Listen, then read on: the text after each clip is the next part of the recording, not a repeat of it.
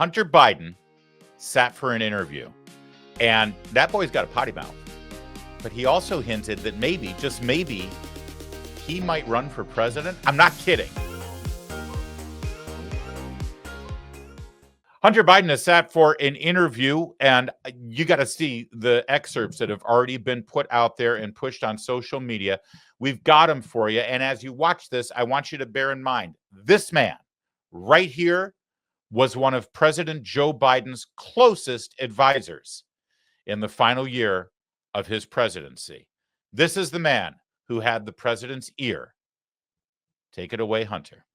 I was drinking so much alcohol, almost a handle of vodka a day. And alcohol is the most destructive drug, not just to your body, but it puts you in more danger than any other drug that I've ever experienced. And then you add on top of that the amount of crack that I was using at the time. And crack cocaine, in terms of your physical health, is not as dangerous as the situation that you put yourself in to be able to obtain it. How do you get crack? One of the things I don't want to do is give a how-to to any moron like myself that may think that it's a good idea.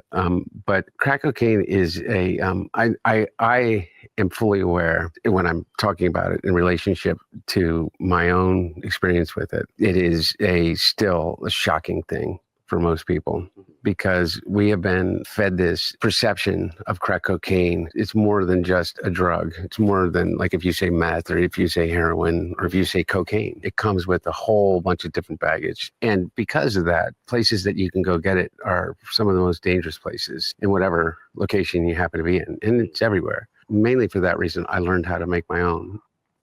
Have you read... I'm going to pretend like you're not getting attacked by a bee right now. Hey, it's all right. Keep my train of thought. Without them, we would all just trying to root. By the way, that's true too. Birds aren't real, but bees are. Well, there's quite the teaser for the interview, and it's even a little bit more Looney Tunes than that. By the way, the interviewer is a YouTuber named Andrew Callahan. His channel is Channel 5, and he scored the interview. Clearly, he's a Philly guy with the Phillies hat. I guess that appealed to Hunter Biden, his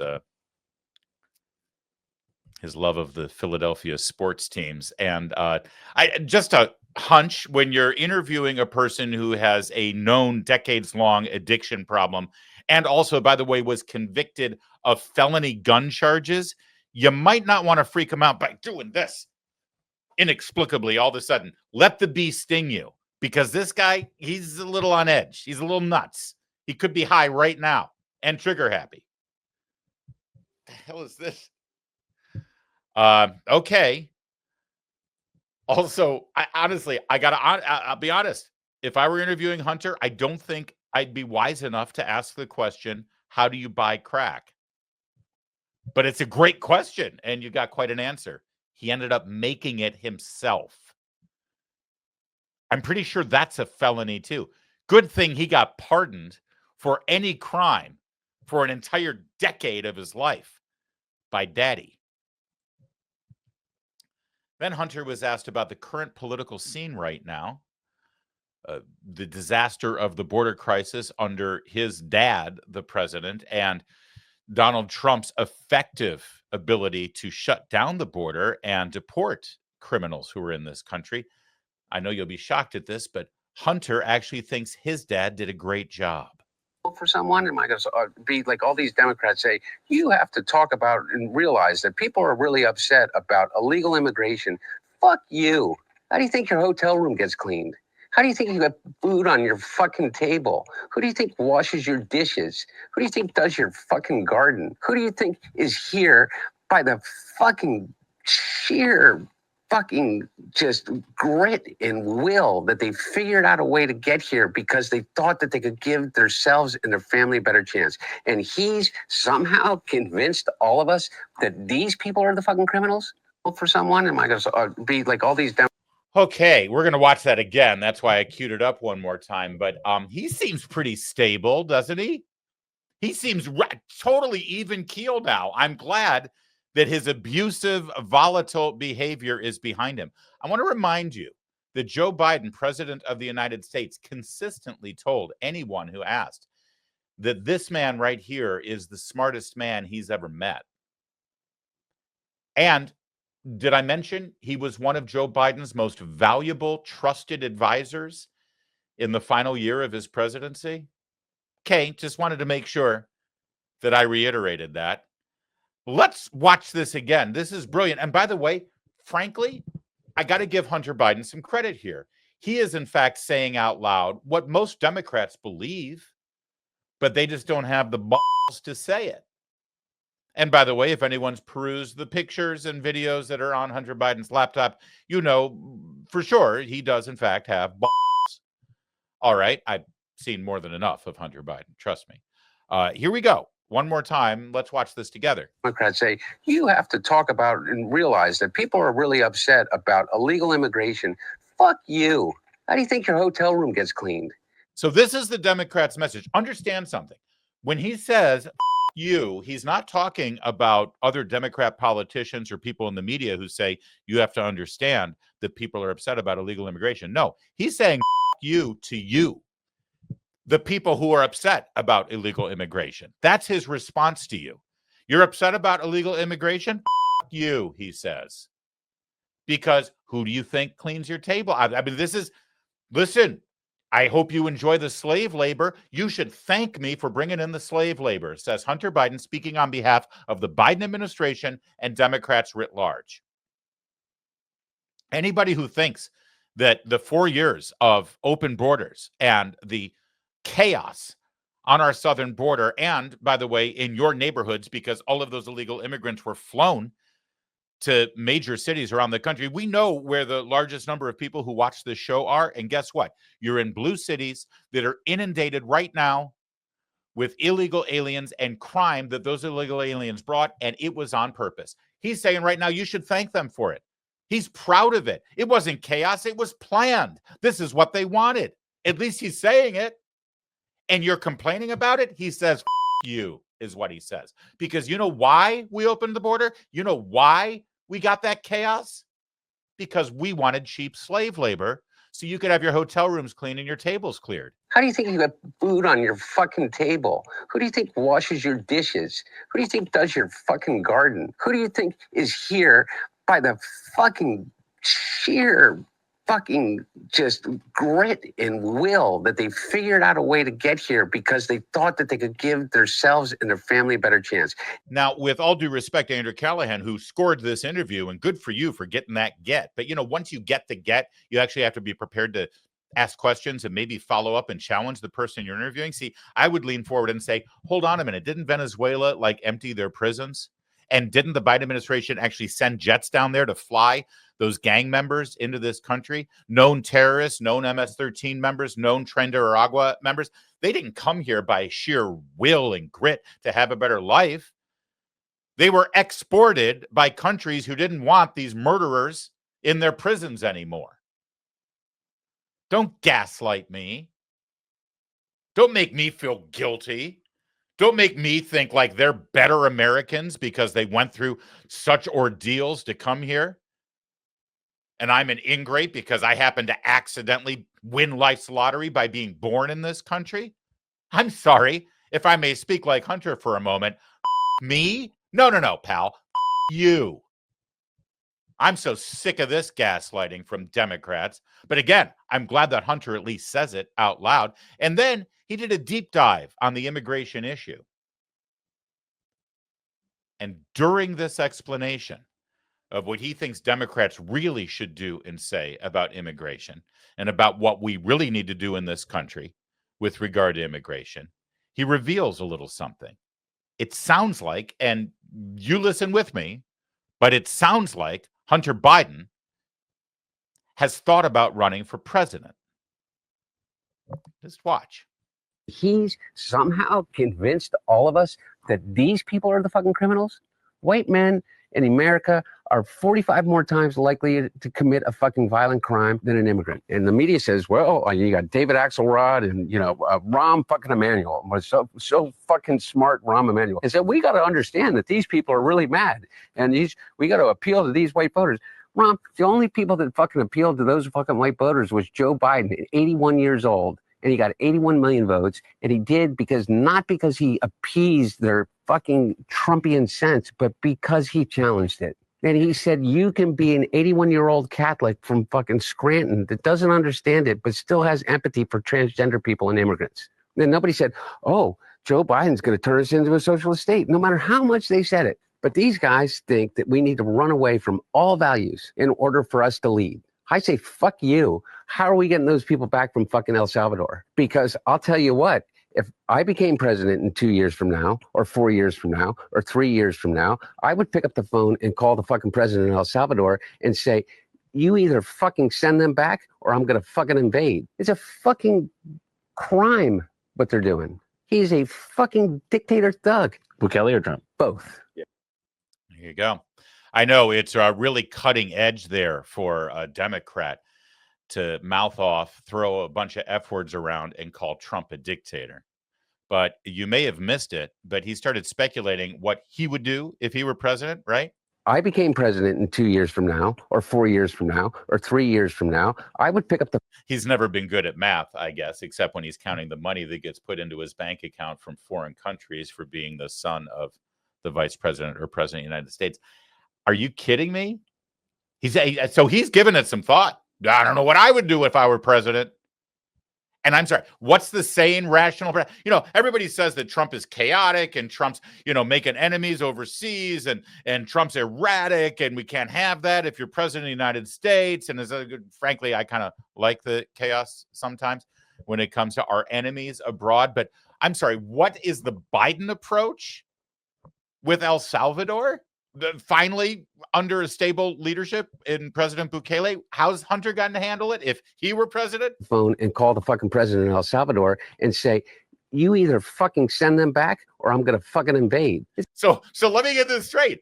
We're going to invade El Salvador with our military if they don't send back Salvadoran nationals who were gang member thug criminals? You know what?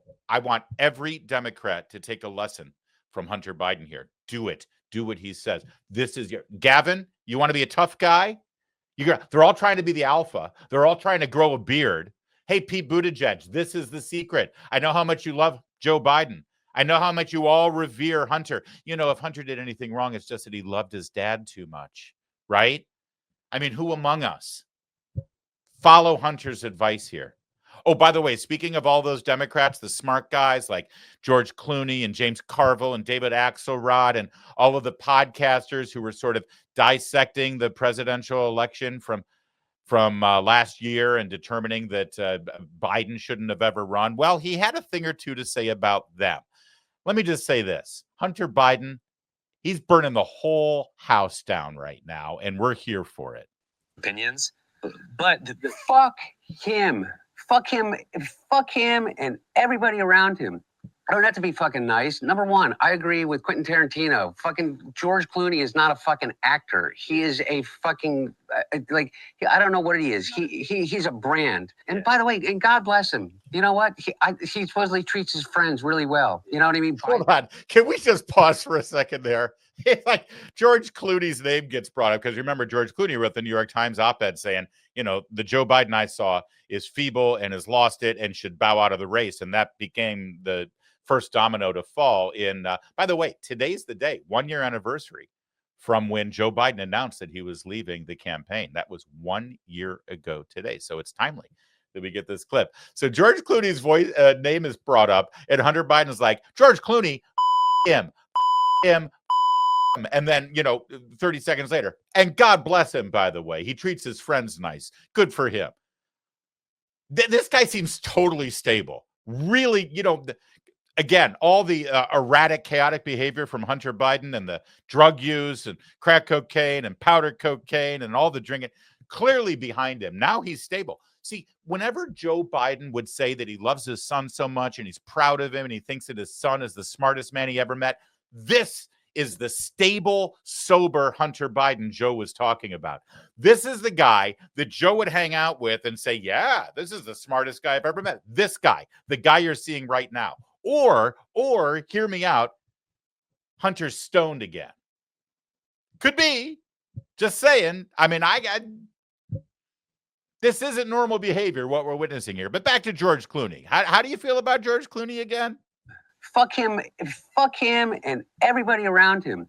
I don't have to be fucking nice. Number one, I agree with Quentin Tarantino. Fucking George Clooney is not a fucking actor. He is a fucking I don't know what he is. He's a brand. And by the way, and God bless him. You know what? He supposedly treats his friends really well. You know what I mean? Buys them things. And he's got a really great place in Lake Como. And he's great friends with Barack Obama. Fuck you. What do you have to do with fucking anything? Why do I have to fucking listen to you? What right do you have to step on a man who's given 52 years of his fucking life to the service of this country and decide that you, George Clooney, are going to take out basically a full-page ad in the fucking New York Times to me and James Carville, who hasn't run a race in 40 fucking years, and David Axelrod, who had one success in his political life, and that was Barack Obama. And that was because of Barack Obama, not because of fucking David Axelrod. And David Plouffe, and all of these guys, and the Pod Save America guys, who were junior fucking speechwriters in, on Barack Obama's Senate staff, who have been dining out on the relationship with him for years, making millions of dollars. The Anita Dunns of the world, who's made $40-50 million off the Democratic Party.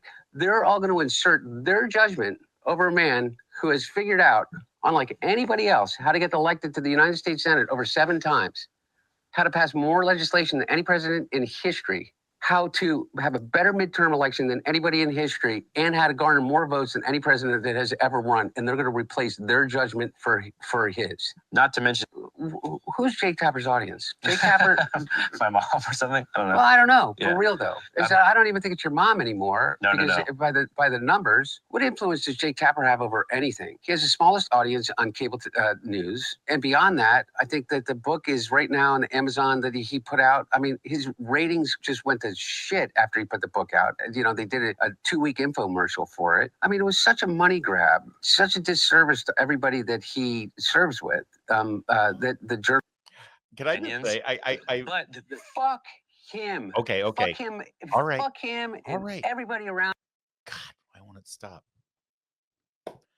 So in those last 2 minutes there on the Andrew Callahan podcast, Hunter Biden just took a blowtorch and nuked every power player in the Democrat Party and in the media, even Jake Tapper, George Clooney, Anita Dunn, David Axelrod, Rahm Emanuel, James Carville, all of them.